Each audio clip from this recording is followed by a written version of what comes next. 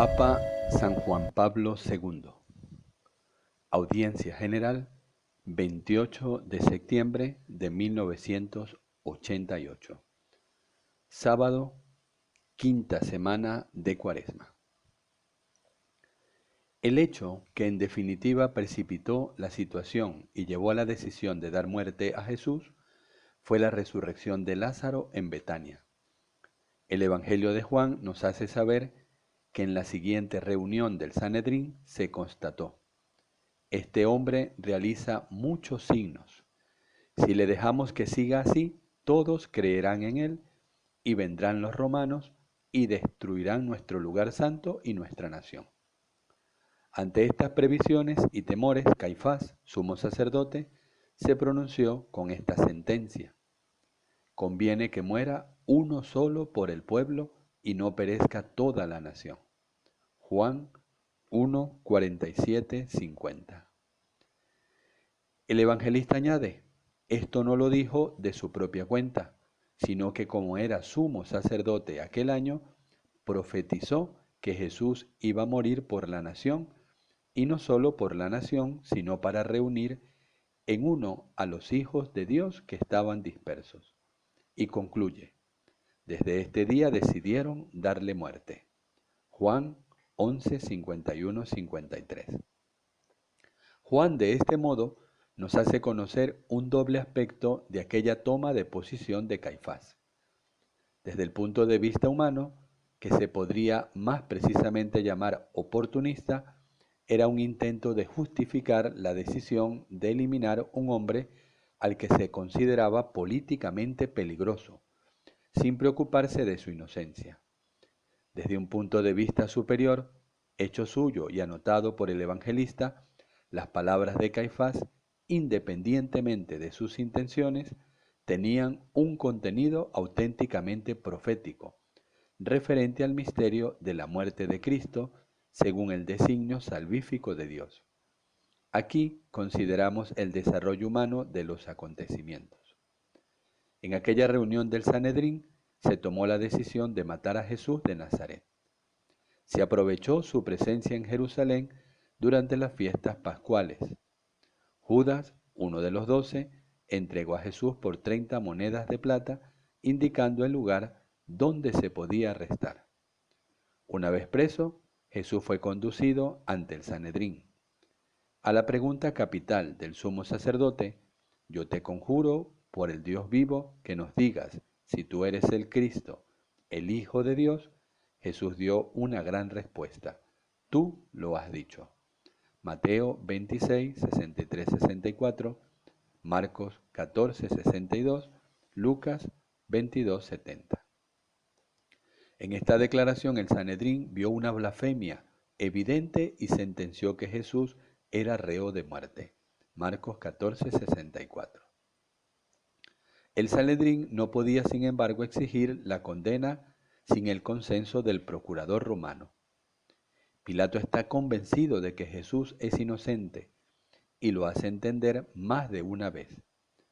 Tras haber opuesto una dudosa resistencia a las precisiones del Sanedrín, cede por fin por temor al riesgo de la desaprobación del César, tanto más cuanto que la multitud asusada por los fautores de la eliminación de Jesús pretende ahora la crucifixión.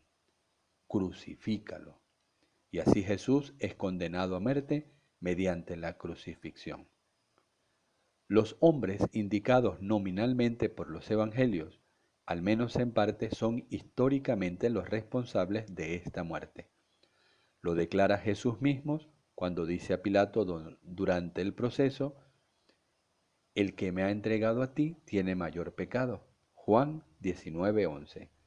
Y en otro lugar: el Hijo del Hombre se va como está escrito de él, pero ay de aquel por quien el Hijo del Hombre es entregado.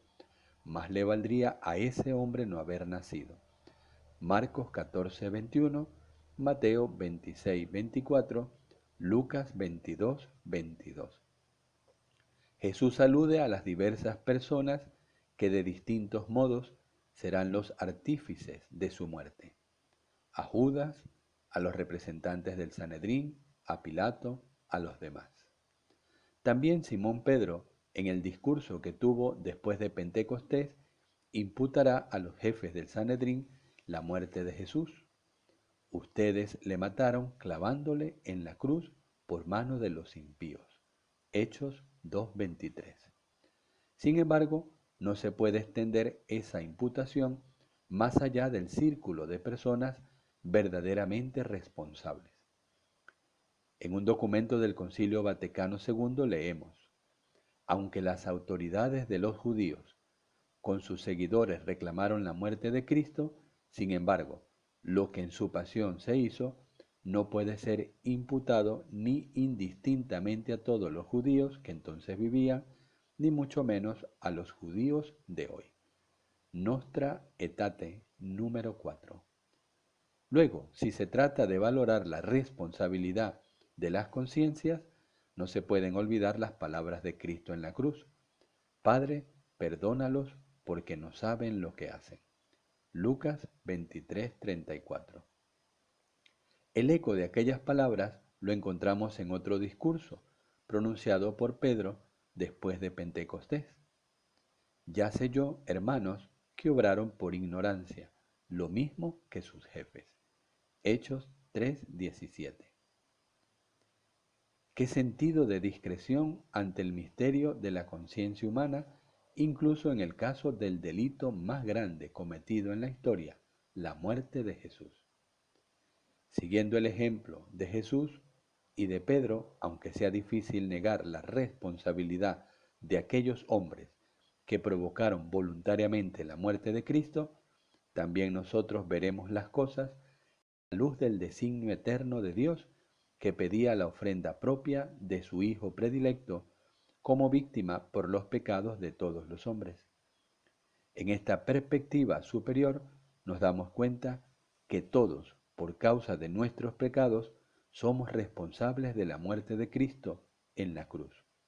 Todos, en la medida en que hayamos contribuido mediante el pecado a hacer que Cristo muriera por nosotros como víctima de expiación. También en este sentido se puede entender las palabras de Jesús: el Hijo del Hombre va a ser entregado en manos de los hombres, le matarán y al tercer día resucitará. Mateo 17:22. La cruz de Cristo es pues para todos una llamada real al hecho expresado por el apóstol Juan con las palabras: la sangre de su Hijo Jesús nos purifica de todo pecado. Si decimos no tenemos pecado, nos engañamos y la verdad no está en nosotros. Primera de Juan 1, 7, 8. La cruz de Cristo no cesa de ser para cada uno de nosotros esta llamada misericordiosa y al mismo tiempo severa a reconocer y confesar la propia culpa. Es una llamada a vivir en la verdad.